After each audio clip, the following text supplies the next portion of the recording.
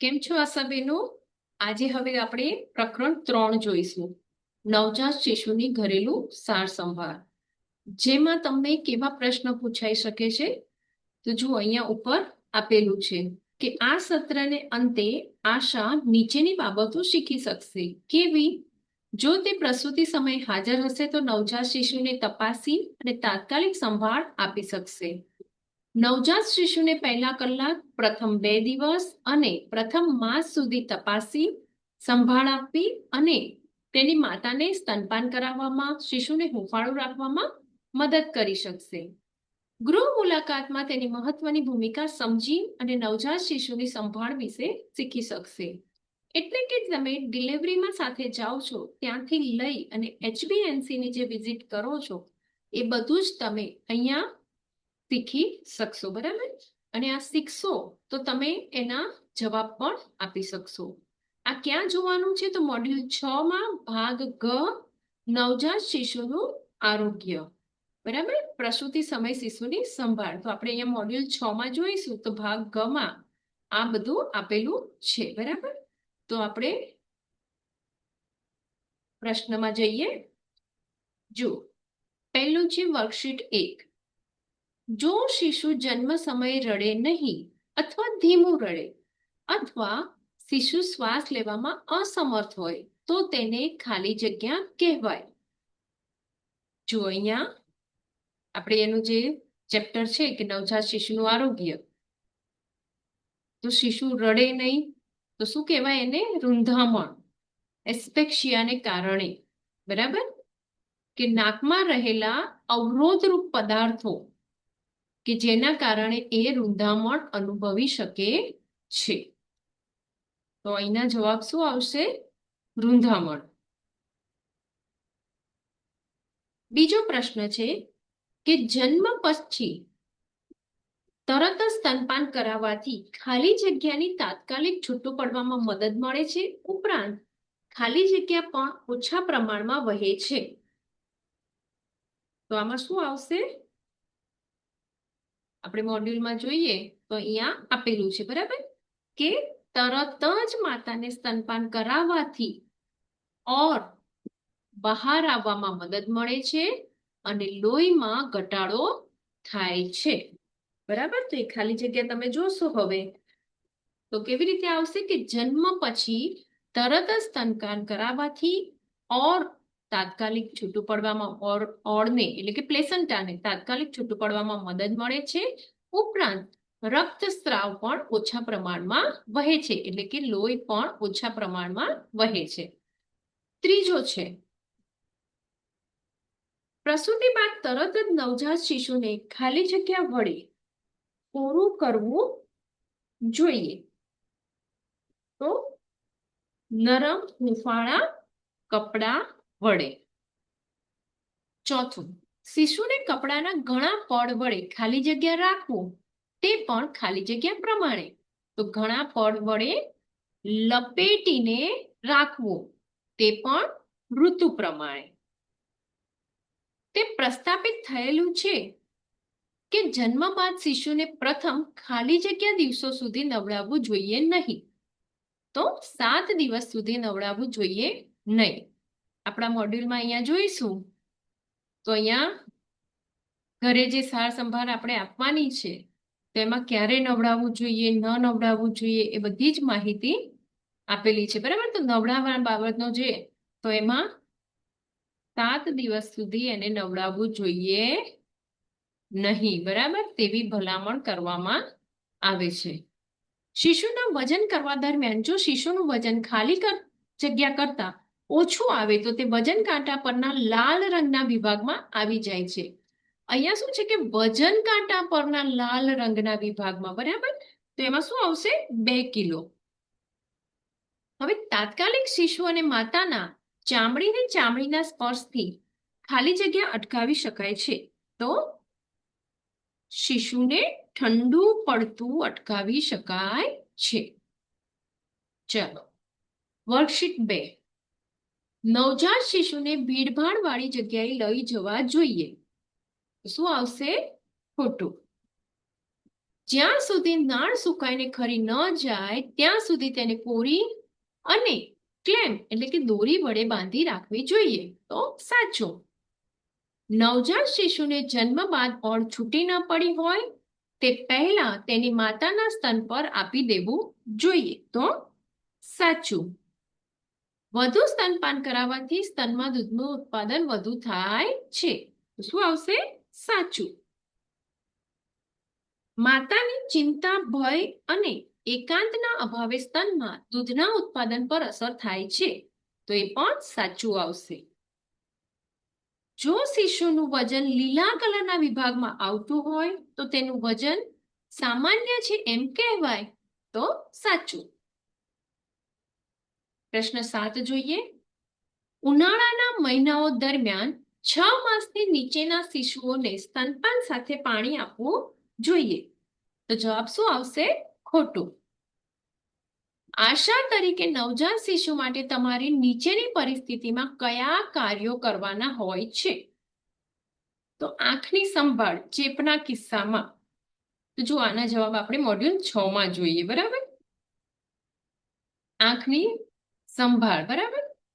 તો શું કરવાનું છે? ટેટ્રાસાયક્લિન મલમ લગાડો. આપણે મોડ્યુલમાં આપ્યું છે. અત્યારે હવે આપણે એમનેમ ડાયરેક્ટ લગાવવાની સલાહ આપીશું નહીં, પણ પરીક્ષામાં પૂછાશે તો આ જવાબ લખીશું. બરાબર? બાકી ખરેખર તો ડોક્ટરને બતાવીશું.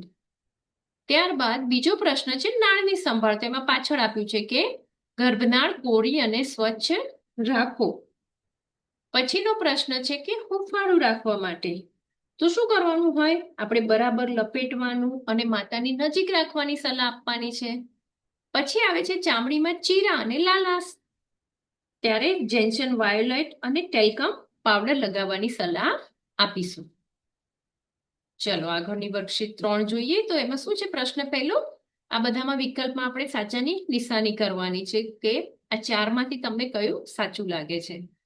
તો શિશુના મૃત જન્મને નક્કી કરવા નીચેનામાંથી કયા ચિહ્નો, લક્ષણોને તમારે તપાસ કરવાની હોય છે? રડવું, અંગોનું હલનચલન, શ્વાસ લેવો અને ઉપરના તમામ. તો આપણે શ્વાસ લેવું પણ જોઈએ છીએ, અંગોનું હલનચલન પણ જોઈએ છીએ અને રડવું પણ જોઈએ છીએ. એટલે એનો સાચો જવાબ શું આવશે? ઉપરના તમામ. પ્રશ્ન 2, તમે શિશુનું વજન કર્યું અને લાલ રંગમાં વિભાગમાં આવે છે તેમ માલુમ પડ્યું તો તેના માતા પિતાને શું સલાહ આપશો? હોસ્પિટલમાં જવા માટે, બીમાર નવજાત શિશુની સંભાળ વિભાગમાં એટલે કે એસએનસીયુમાં જવાની સલાહ આપીશું, કંઈ જ સલાહ નહીં આપીએ, અથવા શિશુને ગાયનું દૂધ આપવાની સલાહ આપીશું. તો શું છે? વજન કર્યું છે ને એમાં બી પાછું લાલ રંગમાં આવે છે. બરાબર? અતિ કુપોષિત છે તો શું કરીશું? આપણે એને હોસ્પિટલમાં જવા માટેની સલાહ આપીશું. બરાબર? એટલે કે કમાં ટીક કરીશું. પછી આવે છે કે નવજાત શિશુને પ્રથમ ખોરાક તરીકે શું આપવું જોઈએ? કોલેસ્ટ્રોમ, પ્રથમ ધાવણ, ઘાટું પીળું સ્તનનું દૂધ, ગુટ્ટી કે મધ? તો આ તો આપવાની કંઈ પણ આપવાનું ના જ પાડીએ છીએ. એટલે જવાબ શું આવશે? ક. કોલેસ્ટ્રોમ, પ્રથમ ધાવણ આપવાની સલાહ આપીશું. બરાબર? ચલો આગળ જોઈએ. તો એક શિશુને હૂંફાળું રાખવા માટે ખાલી જગ્યાના સંપર્કમાં રાખવામાં આવે છે. માતા, દાદી, પિતા કે ઉપરના તમામ?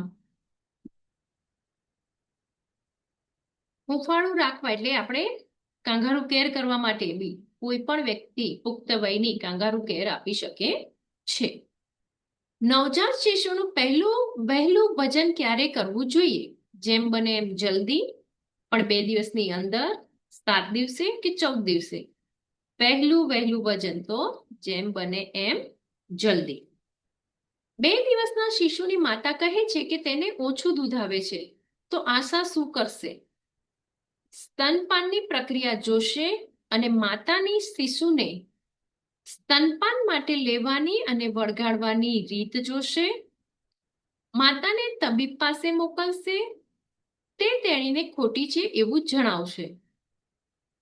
તો ઓછું દૂધ આવે છે આશાને તાલીમમાં શીખવાડવામાં આવે છે. એટલે સૌથી પહેલા તો એ શું કરશે, એની પ્રક્રિયા જોશે, સ્તનપાન માટે લેવાની વળગાડવાની પદ્ધતિ સમજાવશે. બરાબર, એટલે જવાબ શું આવશે? ક. પ્રશ્ન 7.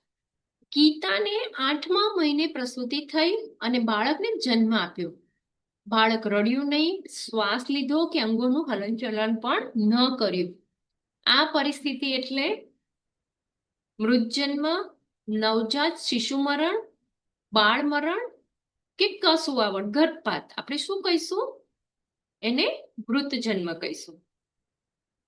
ચાલો હવે વર્કશીટ 4. સારી રીતે સ્તનપાન માટેના 4 લક્ષણો લખો. હવે સારી રીતે સ્તનપાન માટેના લક્ષણોની વાત કરી છે. અહીંયા ક્યાંય એવું કહ્યું નથી કે લેવાની રીત કે વળગાડવાની રીત. એટલે તમે બધું એમાંથી કંઈ પણ વસ્તુ તમે અહીંયા લખી શકો છો. લેવાની રીત, જેમાં આપણે સીધું, સમીપ, સામે અને સહારો. સીધું એટલે બાળક આખું સીધું હોવું જોઈએ. સમીપ એટલે માતાની નજીક હોવું જોઈએ. સામે એટલે દીકરીની સામે એનું મુખ હોવું જોઈએ અને બંને હાથે એને સહારો આપેલો હોવો જોઈએ. આ 4 લખો તો પણ ચાલે. અને વળગાડવાના લખો તમે લક્ષણો, કે જેમાં નાક ખુલ્લું હોવું જોઈએ, મોં ફાડ પહોળી હોવી જોઈએ, નીચલો હોઠ વળેલો હોવો જોઈએ, દાઢી સ્તનને અડેલી હોવી જોઈએ. આમાંનું કોઈ પણ તમે લખી શકો છો. અને જ્યારે સ્તનપાન કરાવી લે ત્યારે માતાનું સ્તન એકદમ નરમ અને દીકરી સામાન્ય થઈ જાય છે. હવે પ્રશ્ન બીજો છે કે દીકરી પર સોજો આવવાનું કારણ શું છે? તો જો એ બરાબર વળગેલું ન હોય તો દીકરી પર સોજો આવી શકે છે. સ્તન પર સોજાની સારવાર નિયંત્રણના 4 મુદ્દા લખો. તો અહીંયા આપણું જે મોડ્યુલ છે, બરાબર, એમાં જે સ્તનપાનનું ચેપ્ટર છે, એના પછીનું જે સ્તનપાનનું ચેપ્ટર છે એમાં દીકરી પર સોજો, બરાબર છે. તો જુઓ, એને પ્રશ્ન શું હતો કે સ્તન પર સોજોની સારવાર નિયંત્રણના 4 મુદ્દા લખો. તો અહીંયા એનું નિવારણની વાત કરી છે.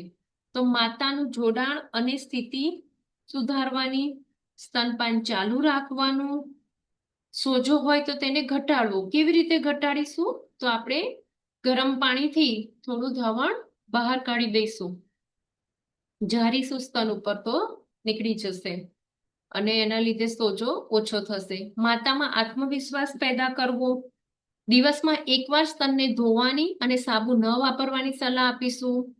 સ્તનપાન પૂરું થાય પછી દીકરીને સ્નિગ્ધ રાખવા, દીકરી પર થોડું ધાવણ લગાવવા અને હવામાં સુકાવા દઈશું.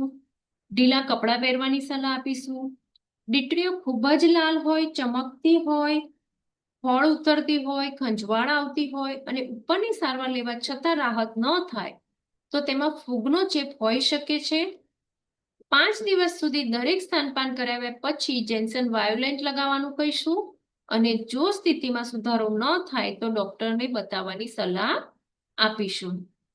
હવે પ્રશ્ન 4 આવે છે કે શિશુને પૂરતું ધાવણ નથી મળતું, તે માટેના 5 કારણોની યાદી બનાવો. મળતું નથી તે માટેના 5 કારણો. કેમ ન મળે એનું કારણ શું હોઈ શકે? તો એક તો મોડેથી સ્તનપાન શરૂ કરાવી હોય, આ એના કારણો છે. જુઓ, આ એના કારણો છે કે મોડેથી સ્તનપાન શરૂ કરાવી હોય, અનિયમિત સ્તનપાન હોય, બાળકને ધાવણ સિવાય અન્ય પ્રવાહીઓ આપવામાં આવતા હોય, માતાને ચિંતા થતી હોય, થાક લાગ્યો હોય, અસલામતી જણાતી હોય, પરિવારનો પૂરતો સહકાર ન મળતો હોય, તો આ બધા કારણોના લીધે પણ શિશુને પૂરતું ધાવણ મળતું નથી. સ્તન પરના સોજાને અટકાવવા માટે થોડીક સામાન્ય પ્રવૃત્તિ કરવાની થાય છે. તે શું? તમે તેમાંથી 2 પદ્ધતિ લખી શકશો? 2 પદ્ધતિ લખવાની છે, બરાબર. તો શું લખી શકીએ? એક તો પ્રસૂતિ બાદ જલ્દીથી સ્તનપાન ચાલુ કરાવી દેવાનું, બંને બાજુના સ્તનથી ધાવણ આપવાનું, યોગ્ય વળગાડેલું છે એ જોઈ લેવાનું અને માંગે ત્યારે ધાવણ આપવા માટે પ્રોત્સાહિત કરવાનું. તો ફક્ત બે જ પદ્ધતિ કઈ છે, તમે કોઈ પણ બે લખી શકો છો. વર્કશીટ આવી પાછી. હવે આવે છે પ્રકરણ 4, માંદા નવજાત શિશુની સંભાળ, જે આપણે હવે પછીનો જે ભાગ 4 આવશે એમાં જોઈશું.